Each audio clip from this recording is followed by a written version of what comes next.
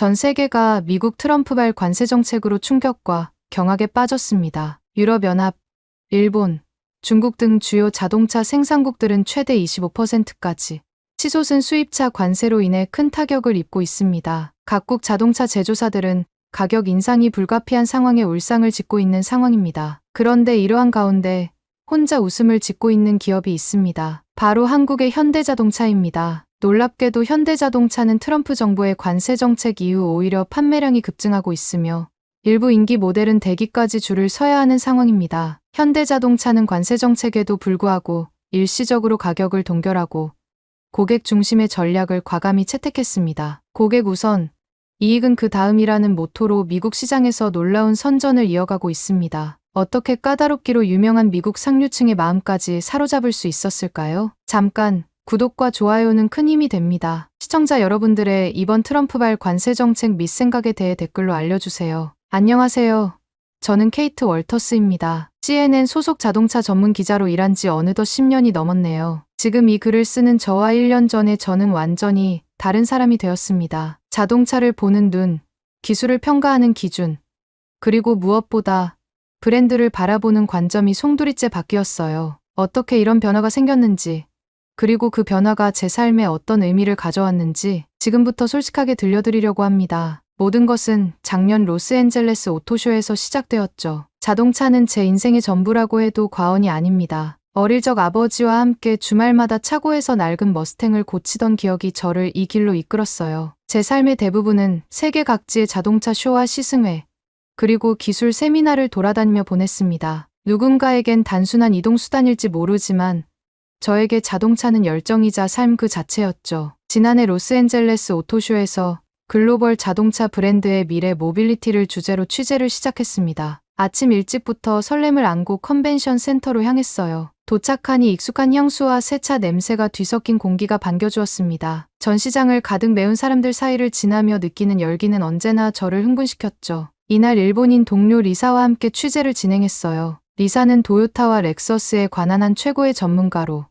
그녀의 열정은 늘 존경스러웠습니다. 우리는 먼저 도요타와 렉서스 부스로 향했어요. 그곳에서 거의 2시간을 보내며 최신 모델들과 기술을 꼼꼼히 살펴봤죠. 리사는 렉서스 신형 모델에 탑재된 클래식한 CD 플레이어를 보며 감탄하더군요. 그녀에게 있어 그것은 디지털 시대에도 클래식의 가치를 지켜나가는 일본 차만의 철학을 상징했습니다. 점심 후 다른 브랜드 부스들을 차례로 방문했어요. 독일 차의 정교함, 미국 차의 웅장함을 보며 시간 가는 줄 몰랐습니다. 그리고 마지막으로 현대와 기아의 한국차 부스로 향했죠. 솔직히 말하면 큰 기대는 없었어요. 물론 최근 몇 년간 품질이 좋아졌다는 이야기는 들었지만 제 머릿속에는 여전히 값싸고 기본적인 이미지가 강하게 남아 있었거든요.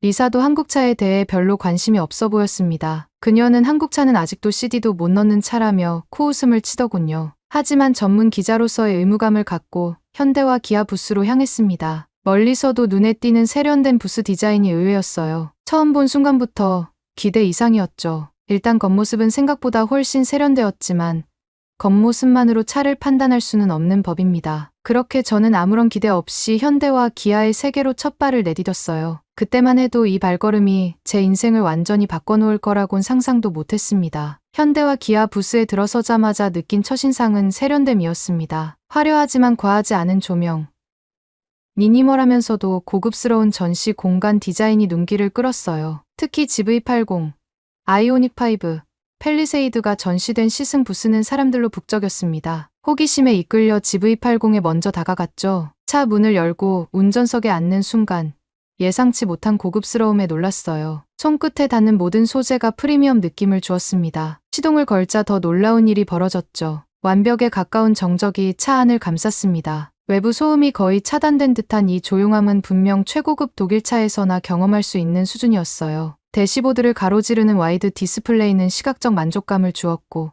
모든 메뉴와 기능이 직관적으로 배치되어 있었습니다. 가장 인상적이었던 건 음성인식 공조 제어 시스템이었어요. 조금 덥네요라고 말하자 차가 알아서 온도를 낮춰주더군요. 이런 자연어 인식 기능은 당시 많은 고급차들도 완벽하게 구현하지 못했던 기술이었습니다. 또한 차량 내 스트레스 측정 시스템이라는 기능도 눈길을 끌었어요. 운전자의 심박수와 표정을 인식해 스트레스 지수를 분석하고 필요시 적절한 음악과 조명을 추천해주는 시스템이었죠. 다음으로 아이오닉5로 옮겨가 살펴봤습니다. 전기차라는 점을 감안해도 놀라운 실내 공간과 미래지향적 디자인이 돋보였어요. 특히 증강현실 내비게이션은 실제 도로 위에 방향 화살표를 투사해 직관적인 길 안내를 제공했습니다. 팰리세이드에서는 가족 중심의 세심한 배려가 느껴졌어요. 뒷좌석 승객을 위한 수많은 편의 기능과 안전 장치들이 인상적이었습니다. 리사의 표정이 점점 변해가는 것을 눈치챘어요. 처음엔 무관심한 듯 했지만 차차 호기심과 의아함이 뒤섞인 표정으로 바뀌어갔습니다. 그녀도 자신의 예상과 다른 현실에 당황한 듯 했어요. 특히 음성인식 기능을 체험한 후에는 이건 미국 차나 일본 차보다 더 앞서 있는데 라는 생각이 절로 들었습니다. 리사는 여전히 못마땅한 듯 너무 전자장비에 의존하는 차는 위험하지라며 쓴웃음을 지었어요. 하지만 그녀의 눈빛에서 새로운 관심이 싹트고 있음을 감지할 수 있었습니다. 저 역시 머릿속에서 한국차에 대한 고정관념이 조금씩 무너져 내리는 것을 느꼈어요. 현대와 기아의 엔지니어들과 이야기를 나누며 더 많은 정보를 얻었습니다. 그들은 자랑스럽게 자신들의 기술 철학에 대해 설명했어요. 우리는 기술이 인간을 위해 존재해야 한다고 믿습니다. 편리함을 넘어 안전과 감성까지 생각하죠. 이런 사용자 중심 철학이 차량 곳곳에 녹아있다는 것을 점점 더 실감했습니다. 로스앤젤레스 오토쇼를 마치고 호텔로 돌아오는 길, 머릿속이 복잡했어요. 오랫동안 견고하게 자리 잡고 있던 한국차에 대한 저의 편견이 하루 만에 흔들리고 있었습니다. 그날 밤, 노트북을 열고 취재 내용을 정리하며 현대와 기아에 대해 더 많은 리서치를 했어요. 최근 몇 년간 그들이 이룬 기술적 진보, 디자인 혁신, 그리고 글로벌 시장에서의 성과가 놀라웠습니다. 미국으로 돌아간 후 CNN 내부 회의에서 흥미로운 제안이 나왔어요. 미국, 일본, 한국 프리미엄 SUV 비교 시승이라는 특집 기획이었습니다. 리사와 저는 각각 렉서스와 현대 GV80을 맡아 시카고 시내에서 실제 주행 테스트를 진행하기로 했죠. 당시만 해도 이 평범한 취재가 제 인생의 전환점이 될 줄은 상상도 못했습니다. 그리고 그날 이후 자동차를 보는 제 관점은 영원히 바뀌게 되었어요. 시카고로 돌아온 후 일주일간 준비를 거쳐 본격적인 비교 시승이 시작되었습니다. 촬영팀과 함께 시카고 다운타운 인근 호텔에 모였죠. 리사는 이미 렉서스 SUV 앞에서 카메라를 향해 포즈를 취하고 있었습니다. 그녀의 얼굴에는 자신감이 넘쳤어요. 반면 제 앞에 서 있는 GV80은 세련된 실루엣으로 조용히 자신감을 내뿜고 있었습니다. 차에 타기 전 리사는 자랑스럽게 렉서스의 CD 플레이어를 가리키며 이건 클래식의 미학이야. 음악은 디지털보다 CD로 들어야 제맛이지. 라는 뉘앙스의 말을 했어요. 물론 디지털 스트리밍의 시대에 CD 플레이어가 필수적인 요소는 아니지만 리사의 말대로 일본 차는 전통과 혁신의 공존을 중요시하는 철학이 있었습니다. GV80에 앉아 시동을 걸자 디지털 디스플레이가 우아하게 켜지며 저를 반겼어요. 직관적인 메뉴 구성과 선명한 화질은 사용에 즐거움을 주었습니다. 특히 눈길을 끈 것은 증강현실 기반의 헤드업 디스플레이 HUD였죠. 실제 도로 위에 내비게이션 정보가 겹쳐 보이는 이 기술은 운전 중 시선 분산을 최소화해 주었어요. 속으로 이건 미래가 아니라 현재야 라는 생각이 들었습니다. 우리의 테스트 코스는 시카고 다운타운부터 교외까지 이어지는 약 100km 구간이었어요. 도심 정체 구간, 고속도로, 그리고 울퉁불퉁한 교외 도로까지. 다양한 주행 환경을 경험할 수 있는 코스였습니다. 카메라가 돌아가기 시작하자 저는 전문가로서의 객관적 시각을 유지하려 노력했어요. 하지만 주행이 진행될수록 GV80의 우수함에 감탄하지 않을 수 없었습니다. 도심 주행에서 GV80의 정숙성과 승차감은 최고급 세단 못지않았어요. 팔이 닿는 모든 곳의 소재와 마감 품질은 독일 프리미엄 브랜드에 견줄만했습니다. 특히 인상적이었던 것은 반자율 주행 기능이었죠. 교통 흐름에 맞춰 차가 스스로 속도를 조절하고 차선을 유지하며 앞차와의 거리를 완벽하게 유지했어요. 시스템의 자연스러움과 정확도는 당시 시장에 나와 있던 어떤 자율주행 시스템보다 뛰어났습니다. 고속도로로 진입하자 GV80의 또 다른 매력이 드러났어요. 강력하면서도 부드러운 가속감, 정확한 스티어링 반응, 그리고 고속에서도 흔들림 없는 안정성이 인상적이었습니다. 특히 주행 모드를 스포츠로 전환했을 때 느껴지는 차의 성격, 변화는 마치 두 대의 다른 차를 운전하는 것 같았어요. 교외의 거친 도로에서도 GV80은 흔들림 없이 부드럽게 주행했습니다. 첨단 서스펜션이 노면의 충격을 완벽하게 흡수했고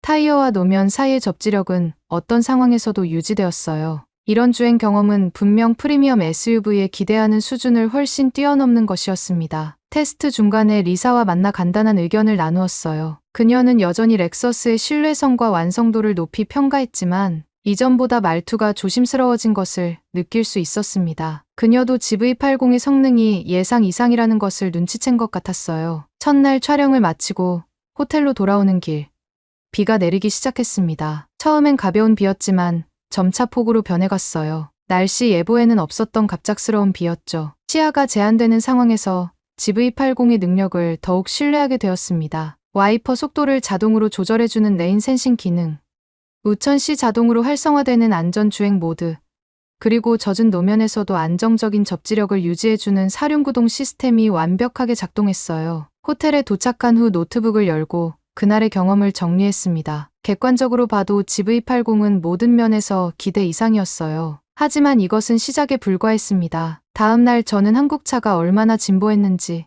그리고 그것이 어떻게 제 생명을 구하게 될지 극적으로 체험하게 될 거였죠. 그때만 해도 앞으로 벌어질 일을 전혀 예상하지 못했습니다. 다음 날 아침, 창밖으로 보이는 시카고의 하늘은 어둡고 무거웠습니다. 기상예보에서는 저녁부터 비가 내릴 거라 했지만 하늘은 이미 비를 품고 있는 듯했어요. 아침 미팅에서 우리는 오늘의 촬영 계획을 조정했습니다. 날씨가 악화되기 전에 다운타운 촬영을 마무리하고 기상 상황에 따라 일정을 유연하게 변경하기로 했죠. 시승 두 번째 날, GV80에 더욱 익숙해져 있는 자신을 발견했습니다. 차의 모든 기능과 특성이 마치 오래 알고 지낸 친구처럼 편안하게 느껴졌어요. 특히 인공지능 내비게이션 시스템은 마치 제 생각을 읽는 듯했습니다. 교통 상황을 실시간으로 분석해 최적의 경로를 제안했고, 심지어 제가 자주 가는 장소를 기억해 추천하기도 했어요. 오전 촬영은 순조롭게 진행되었습니다. 미시간 애비뉴를 따라 내려가며 밀레니엄 파크 주변을 지났고,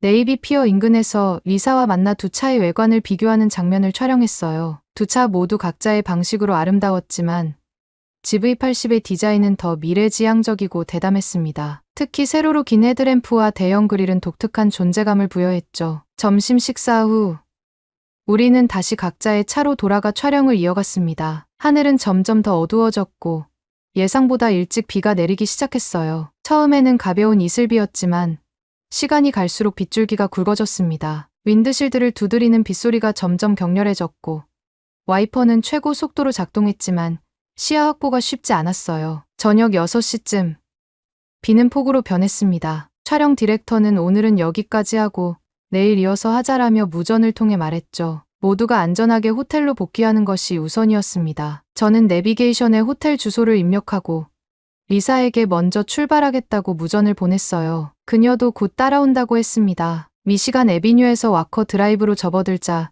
도로 상황이 더욱 악화되었어요. 빗물이 도로를 뒤덮어 마치 얕은 강을 운전하는 느낌이었습니다. 차들은 평소보다 훨씬 느린 속도로 조심스럽게 움직였고 보행자들은 우산이 무용지물인 빗속에서 허둥지둥 피신처를 찾고 있었어요. 와커 드라이브와 웰스 스트리트의 교차로에 접근할 때였습니다. 신호등은 녹색이었고 저는 일정한 속도로 교차로를 통과하려 했어요. 바로 그 순간이었습니다. 오른쪽에서 빨간 신호를 무시한 채 검은색 세단이 갑자기 튀어나왔습니다. 물에 젖은 아스팔트 위에서 급제동은 최악의 선택이었지만 그 찰나의 순간에 다른 선택지는 없어 보였어요. 하지만 제가 브레이크를 밟기도 전에 GV80이 먼저 반응했습니다. 차량이 전방 충돌 위험을 감지하고 자동 긴급 제동 시스템이 작동한 거죠. 동시에 차선 이탈 방지 시스템이 미끄러짐을 제어했습니다. GV80은 급제동하면서도 자세를 완벽하게 유지했고 불과 몇 센티미터 차이로 충돌을 피했어요. 검은색 세단은 물보라를 일으키며 지나갔고 저는 충격으로 숨을 제대로 쉴 수 없었습니다. 그 순간 뒤에서 급브레이크 소리와 함께 미끄러지는 소리가 들렸어요. 백미러로 확인해보니 리사가 운전하던 렉서스였습니다. 그녀도 같은 상황에 처했지만 결과는 달랐어요. 렉서스는 미끄러지며 가드레일에 경미하게 충돌했습니다. 다행히 에어백이 터지는 큰 사고는 아니었지만 분명 차체에 손상이 있었을 거예요. 즉시 차를 안전한 곳에 세우고 리사에게 달려갔습니다. 그녀는 충격에서 벗어나지 못한 표정이었지만 다행히 부상은 없었어요. 괜찮아? 물었더니 리사는 떨리는 목소리로 대답했습니다. 나는 괜찮아. 하지만 방금 내 차가 어떻게 그렇게 멈췄어? 나는 최대한 조심했는데도 미끄러졌는데 그 순간 리사의 눈에서 GV80을 바라보는 시선이 완전히 달라진 것을 느꼈습니다. 그것은 단순한 호기심이나 의문이 아니라 진정한 경외심이었어요. 지금 그 차가 알아서 멈춘 거야? 그녀의 질문에 저는 고개를 끄덕였습니다. 우리는 잠시 말없이 서로를 바라보았어요. 그 침묵 속에서 우리 둘 다 같은 생각을 하고 있다는 걸 알 수 있었습니다. 만약 GV80의 안전 시스템이 없었다면 오늘의 상황은 훨씬 심각한 결과로 이어졌을 거라는 사실을요. 사고 이후 우리는 그날의 촬영을 중단하고 호텔로 돌아왔습니다. 저는 침대에 누워 천장을 바라보며 오늘 있었던 일을 계속해서 떠올렸어요. 눈앞에서 일어난 일이지만 마치 영화의 한 장면처럼 비현실적으로 느껴졌습니다. 그 위험한 순간에 GV80이 보여준 정확하고 신속한 대응이 아니었다면 오늘 저는 병원 침대에 누워있거나 더 최악의 상황을 맞이했을지도 모릅니다. 다음 날 아침, 리사는 예상보다 일찍 제 방을 찾아왔어요. 그녀의 표정은 어제와 완전히 달랐습니다. 자신감 넘치던 모습은 온데간데 없고 깊은 생각에 잠긴 듯했어요. 케이트, 어제 일이 아직도 머릿속에서 맴돌아. 내 차가 아니었으면 우린 지금 없었을지도 몰라. 리사의 솔직한 고백은 저에게도 깊은 울림을 주었습니다. 우리는 서로를 바라보며 웃었어요. 그 웃음 속에는 안도감과 함께 이전에는 없었던 무언가가 있었습니다. 아마도 한국차에 대한 우리의 고정관념이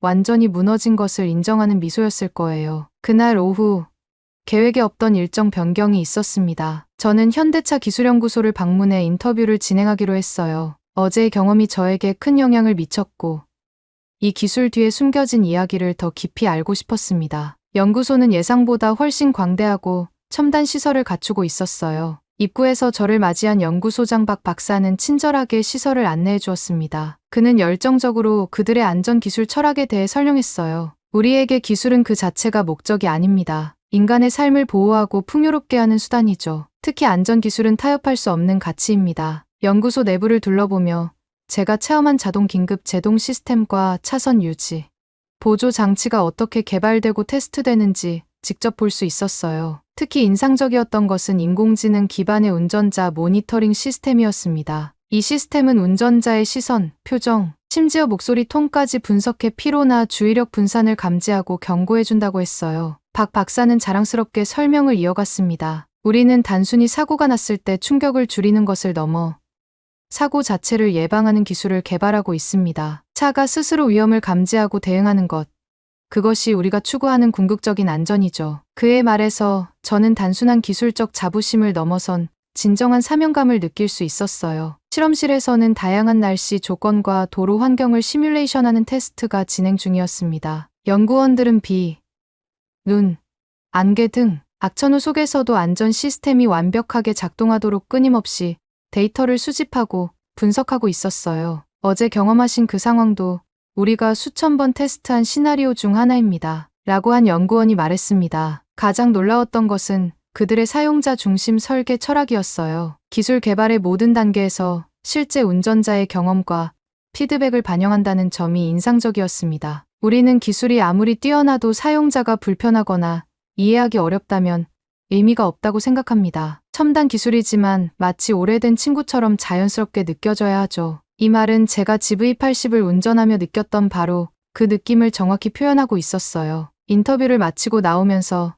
저는 깊은 통찰을 얻었습니다. 한국은 단순히 자동차 기술을 따라가는 것이 아니라 이미 새로운 방향을 제시하고 이끌고 있었어요. 그들의 접근 방식은 기술을 위한 기술이 아니라 인간을 위한 기술이었습니다. 이것은 단순한 차이가 아닌 철학적 차이였어요. 호텔로 돌아오는 택시 안에서 창밖을 바라보며 생각에 잠겼습니다. 불과 며칠 전까지만 해도 저는 한국차에 대해 얼마나 무지했는지, 편견에 사로잡혀 있었는지를 깨달았어요. 자동차 전문 기자로서 부끄러운 마음이 들었지만 동시에 이 새로운 발견에 흥분되었습니다. 마치 오랫동안 흑백으로만 보던 세상에 갑자기 색이 입혀진 듯한 느낌이었어요. 그날 저녁 호텔 방에서 노트북을 열고 기사의 초안을 작성하기 시작했습니다. 처음에는 단순한 비교 시승기를 쓰려 했으나 점차 더 개인적이고 진솔한 이야기로 흘러갔어요. 제 인생을 구한 차에 대한, 그리고 그 경험이 어떻게 저의 오래된 편견을 무너뜨렸는지에 대한 이야기였습니다. 기사 작성을 마친 후 며칠간 고민했습니다. 이것은 단순한 자동차 리뷰가 아니었어요. 제 생명을 구한 경험과 그로 인한 깊은 인식의 변화를 담은 매우 개인적인 이야기였습니다. CNN의 공식 채널을 통해 발표하기엔 너무 주관적인 내용이었지만 그렇다고 이 이야기를 세상과 나누지 않는 것은 옳지 않다고 느꼈어요. 고민 끝에 두 가지 결정을 내렸습니다. 우선 CNN을 위한 객관적인 비교 분석 기사를 작성하고 동시에 제 개인 블로그에 더 진솔한 경험담을 게시하기로 했어요. 타이틀은 오랜 시간 고민 끝에 정했습니다. 내 생명을 구한 한국차 나는 현대차를 무시했다. 기사를 게시한 첫날 평소보다 조금 많은 트래픽이 있을 거라 예상했지만 실제 반응은 상상을 초월했어요. 단 하루 만에 제 블로그 방문자 수가 평소의 100배를 넘어섰습니다. 댓글은 쉴 새 없이 달렸고 소셜미디어에서는 제 글이 빠른 속도로 공유되고 있었죠. 댓글을 읽어내려가며 놀라움을 금치 못했습니다. 많은 독자들이 자신도 비슷한 경험을 했다며 공감을 표했어요. 저도 작년에 현대차의 안전 시스템 덕분에 큰 사고를 면했어요. 팰리세이드 구매를 망설이고 있었는데 이 글을 읽고 결정했습니다. 미국인으로서 처음엔 한국차를 선택하는 게 망설여졌지만 지금은 후회가 없어요. 특히 감동적이었던 것은 한국에서 온 댓글들이었습니다. 한국인으로서 정말 감사합니다. 현대차 타는 한국인으로서 뿌듯합니다. 우리 기술이 당신의 생명을 구했다니 말로 표현할 수 없이 기쁩니다. 이런 메시지들은 제가 단순히 하나의 제품이 아닌 한 나라의 자부심과 정서에 대해 이야기하고 있다는 사실을 깨닫게 해주었어요. 가장 놀라운 댓글은 리사에게서 왔습니다. 케이트, 내 글을 읽고 많은 생각을 했어. 솔직히 말하면 나도 한국차에 대한 편견이 있었던 것 같아. 하지만 그날의 경험과 내 글을 통해 이젠 한국차에 진심으로 관심이 생겼어. 리사의 이런 변화는 저에게도 큰 의미가 있었습니다. CNN의 기사 역시 높은 조회수를 기록했지만 제 개인 블로그 글이 더 큰 반향을 일으켰어요. 며칠 후 CNN 편집장이 저를 사무실로 불렀습니다. 그는 제 블로그 글을 언급하며 이런 진솔한 경험담이 우리 공식 채널에서도 다뤄져야 한다고 제안했어요. 결국 제 개인적인 이야기를 바탕으로 한 특집 방송이 기획되었고 이는 CNN의 자동차 관련 콘텐츠 중 가장 높은 시청률을 기록했습니다. 한 주가 지나자 제 기사는 자동차 업계의 주요 뉴스가 되었습니다. 여러 자동차 매체들이 기사를 인용했고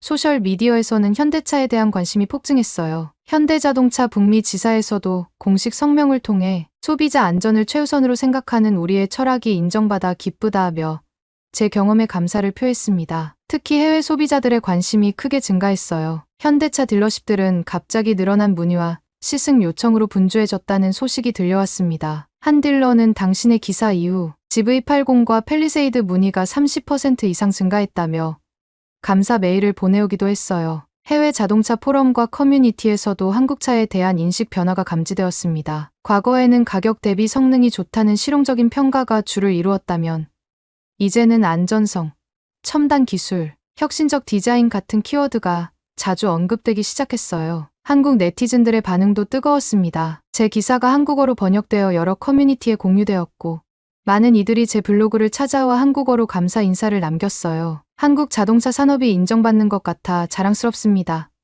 우리 기술이 실제로 생명을 구했다니 감동입니다. 케이트님 덕분에 우리 자동차의 진가를 세계가 알게 되었네요.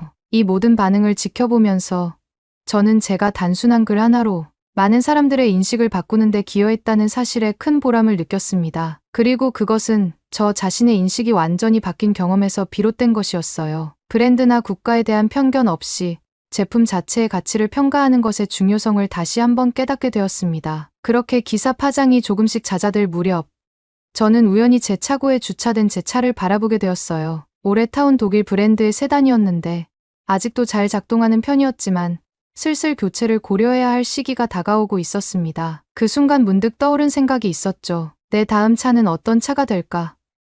그리고 그 생각은 자연스럽게 제가 경험했던 한국차로 이어졌습니다. 기사가 화제가 된 지 몇 달이 지났을 무렵 제 개인적인 삶에도 변화의 시기가 찾아왔습니다. 10년 넘게 함께해온 제 독일산 세단이 점점 노화의 징후를 보이기 시작했어요. 처음에는 간단한 정비로 해결되는 문제들이었지만 점차 심각한 수리가 필요한 상황이 잦아졌습니다. 매번 정비소를 방문할 때마다 이제 새 차를 고려해 보셔야 할 때라는 정비사의 조언을 듣게 되었죠. 새 차를 구입하는 것은 단순한 소비가 아니라 저에게는 항상 중요한 결정이었습니다. 자동차 전문 기자로서 제가 어떤 차를 선택하느냐는 단순히 개인 취향의 문제를 넘어 제가 어떤 가치를 중요시하는지를 보여주는 일이기도 했어요. 예전에 저라면 당연히 독일 프리미엄 브랜드의 새 모델을 검토했을 겁니다. 하지만 이제 제 관점은 완전히 달라져 있었죠. 여러 브랜드와 모델을 놓고 고민을 시작했습니다. 자동차 기자의 특권이라면 다양한 차들을 직접 경험해볼 기회가 많다는 점이에요. 지난 몇 개월간 다양한 브랜드의 신차들을 시승해보았습니다. 럭셔리 세단부터 SUV,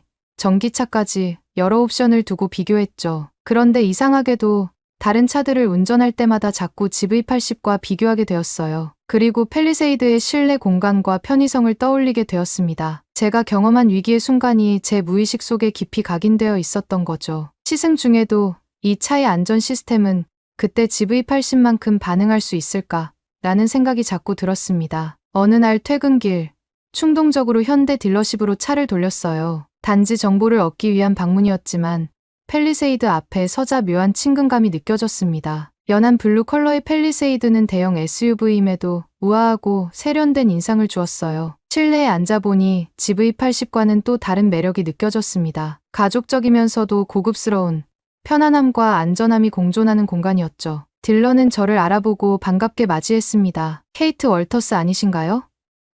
당신의 기사를 읽었어요. 정말 감동적이었습니다. 그는 열정적으로 팰리세이드의 특징들을 설명했지만 영업 압박을 주지는 않았어요. 그저 제가 궁금한 점들을 자세히 답변해 주었습니다. 특히 안전 시스템에 대해 물었을 때 그는 자랑스럽게 설명했어요. 팰리세이드는 GV80과 동일한 플랫폼의 안전 기술을 공유합니다. 자동 긴급 제동, 차선 유지 보조, 후측방 충돌 경고 등이 모두 기본 탑재되어 있죠. 특히 가족을 위한 차인 만큼 뒷좌석 승객 알림 시스템 같은 세심한 안전 기능도 갖추고 있습니다. 시승을 마치고 집으로 돌아오는 길, 깊은 생각에 잠겼습니다. 이제 제 선택은 단순히 어떤 브랜드가 멋있느냐, 어떤 차가 더 화려하냐의 문제가 아니었어요. 그보다 어떤 차가 저와 제 소중한 사람들을 안전하게 지켜줄 수 있느냐는 질문이 더 중요해졌습니다. 며칠 동안 고민했지만 마음속 깊은 곳에서는 이미 답을 알고 있었어요. 그러던 어느 날 아침, 눈을 뜨자마자 결정을 내렸습니다. 아침 식사도 거른 채 현대 딜러십으로 향했고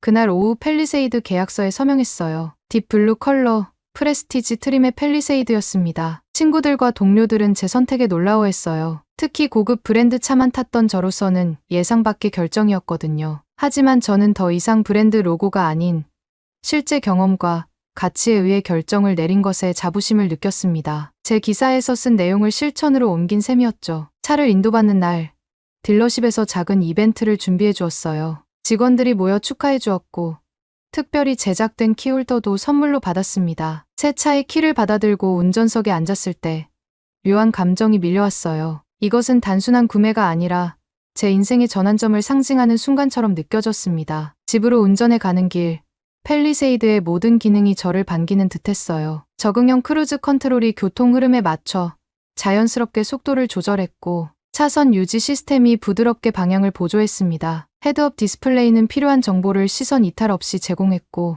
프리미엄 오디오 시스템은 제 취향의 음악을 완벽하게 재생했죠. 주차장에 차를 세우고 잠시 그 자리에 앉아 있었습니다. 창밖으로 보이는 팰리세이드의 반영을 바라보며 생각했어요. 이 차는 단지 교통수단이 아니라 나를 지켜준 파트너였다. 그리고 이제 그 파트너가 제 일상의 일부가 되었습니다. 그날 저녁 블로그에 짧은 글을 올렸어요. 오늘 내 인생에서 가장 진실된 결정을 내렸다. 내가 믿는 가치를 따르는 선택을. 단 몇 줄의 글이었지만 독자들은 금세 그 의미를 알아챘습니다. 수백 개의 축하 댓글이 달렸고 많은 이들이 저희 솔직함과 진정성에 감사하다는 메시지를 남겼어요. 리사도 댓글을 남겼습니다. 축하해, 케이트. 솔직히 말하면 나도 지금 현대차 카탈로그를 보고 있어. 내가 내 눈을 열어줬어. 그녀의 말은 제가 단지 한 대의 차를 선택한 것이 아니라 어쩌면 작은 변화의 시작점이 되었다는 것을 느끼게 해주었어요. 팰리세이드와 함께하는 일상이 시작되었습니다. 그리고 그것은 제가 상상했던 것보다 훨씬 자연스럽고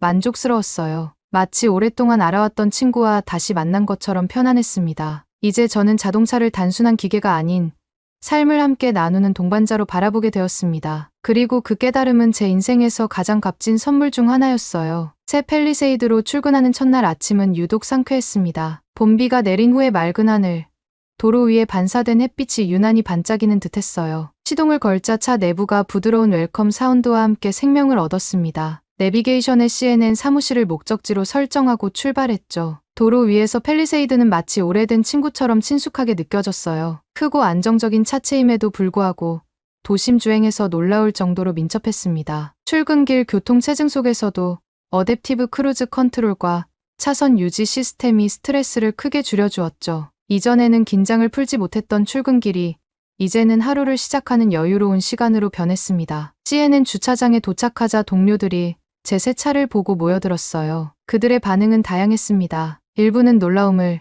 일부는 호기심을, 그리고 몇몇은 부러움을 표현했죠. 정말 그랬었던 그 차를 샀네. 한 동료가 말했습니다. 저는 웃으며 대답했어요. 글에 쓴 내용을 지키는 건 저널리스트의 의무니까. 그날 오후 편집장이 저를 사무실로 불렀습니다. 들어가자 그는 창밖을 가리키며 웃었어요. 주차장에서 봤어. 정말 한국 차로 바꿨군. 잠시 대화를 나눈 후 그는 흥미로운 제안을 했습니다. 현대차와 기아차의 미국 시장 성공 전략에 대한 특집 기사를 준비하고 있어. 케이트, 내가 주도적으로 진행해줬으면 해. 이제 저는 단순한 리뷰가 아닌 산업 전체를 분석하는 더 깊이 있는 취재를 맡게 된 것이었어요. 일주일 뒤, 저는 이 특집 기사를 위해 디트로이트로 향했습니다. 미국 자동차 산업의 심장부에서 여러 전문가들과 인터뷰를 진행했어요. 흥미롭게도 많은 전문가들이 한국 자동차 브랜드의 성공 요인으로 소비자 중심 접근법과 기술 혁신에 대한 투자를 꼽았습니다. 한 자동차 산업 컨설턴트는 이렇게 말했어요. 그들은 소비자가 원하는 것을 단순히 묻는 것이 아니라 소비자가 아직 깨닫지 못한 필요를 예측하고 해결책을 제시합니다. 디트로이트에서 돌아오는 길, 팰리세이드의 롱 드라이브 성능을 제대로 경험할 수 있었습니다. 300km가 넘는 거리였지만 피로감은 거의 느껴지지 않았어요. 고속도로에서는 마치 레일 위를 달리는 듯한 안정감이 있었고 휴게소에 들를 때마다 팰리세이드의 독특한 디자인이 사람들의 시선을 끌었습니다. 집으로 돌아오는 길, 라디오를 켰습니다. 그때 채널을 돌리다 우연히 들린 경제 뉴스가 제 귀를 사로잡았어요. 현대차, 북미 고객 만족도 조사에서 1위를 차지했습니다. 기술력과 안전성 모두 인정받았다는 평가입니다. 순간 미소가 번졌습니다. 마치 친구의 성공 소식을 들은 것처럼 기분이 좋았어요. 그 뉴스를 들으며 불과 1년 전 로스앤젤레스 오토쇼에서 현대와 기아 부스를 방문할 때의 제 모습이 떠올랐습니다. 그때의 저는 얼마나 많은 편견을 가지고 있었는지, 그리고 그 편견이 어떻게 무너졌는지를 생각하니 아직도 놀라웠어요. 한 번의 위기 상황, 그리고 그 상황에서 보여준 기술의 힘이 제 인생의 방향을 얼마나 크게 바꿨는지 실감했습니다. 집에 도착해 차고에 팰리세이드를 주차하면서 문득 깨달았어요. 이 차는 단순한 교통수단을 넘어 제 삶의 중요한 전환점을 상징하는 존재가 되었다는 것을요. 브랜드와 국가에 대한 편견을 버리고 실제 가치와 경험에 기반한 판단을 내리는 법을 배우게 해준 선생님 같은 존재였습니다. 저녁 식사 후 노트북을 열고 특집 기사 작성을 시작했어요. 첫 문장은 자연스럽게 흘러나왔습니다. 때로는 우리 인생의 가장 큰 변화가 가장 예상치 못한 순간에 찾아옵니다. 저에게 그 순간은 비 오는 시카고의 한 교차로에서 왔습니다. 글을 쓰면서 이제 제가 자동차를 바라보는 시각이 완전히 달라졌다는 것을 깨달았어요. 브랜드 로고나 원산지가 아닌 기술의 본질과 철학, 그리고 그것이 실제 삶에 가져오는 가치를 보게 되었습니다. 어쩌면 그것이 진정한 자동차 전문가로서의 성장이 아닐까 싶었어요. 그리고 글의 마지막 부분에 이런 문장을 적었습니다. 팰리세이드는 이제 제 일상의 동반자가 되었습니다. 매일 아침 출근길에 오르며 이 차가 단순한 이동수단이 아니라 제 삶을 보호하고 풍요롭게 하는 파트너라는 것을 느낍니다. 그리고 그것은 어떤 브랜드 가치보다도 더 소중한 것입니다. 글을 마무리하고 창밖을 바라보니 차고에 주차된 팰리세이드가 달빛 아래 조용히 빛나고 있었습니다. 그 모습이 마치 저희 새로운 여정을 지켜보는 든든한 파트너처럼 느껴졌어요. 그리고 그 순간 제가 내린 선택이 단순한 소비 결정이 아니라 제 인생의 가치관을 반영한 진실된 결정이었음을 확신할 수 있었습니다. 내일은 또 어떤 길을 팰리세이드와 함께 달리게 될지,